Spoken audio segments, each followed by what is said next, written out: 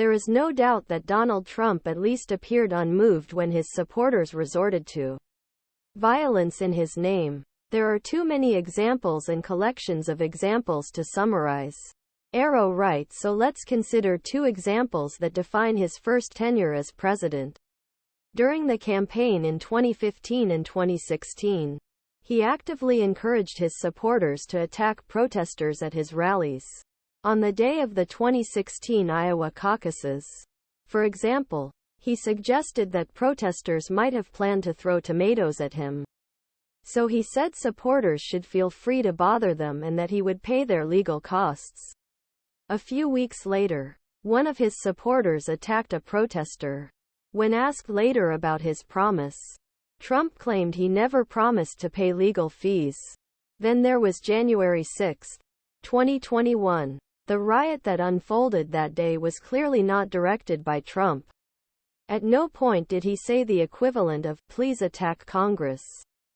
Instead, he steadily increased the anger of his supporters by framing his election loss as an attack on America. He called his supporters to Washington, angered them, and pointed at the Capitol.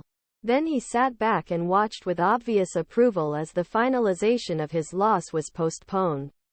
This is the pattern emerging now as Trump seeks re-election and attempts to derail various criminal investigations into his actions.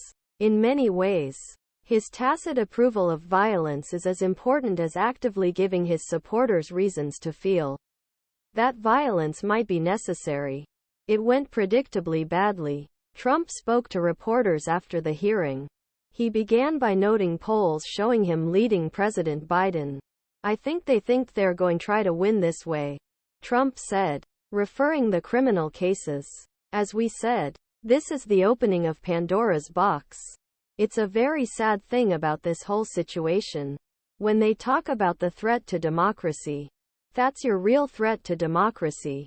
The mayhem line generated many headlines, such as Trump's failure respond a question asking his supporters not resort violence.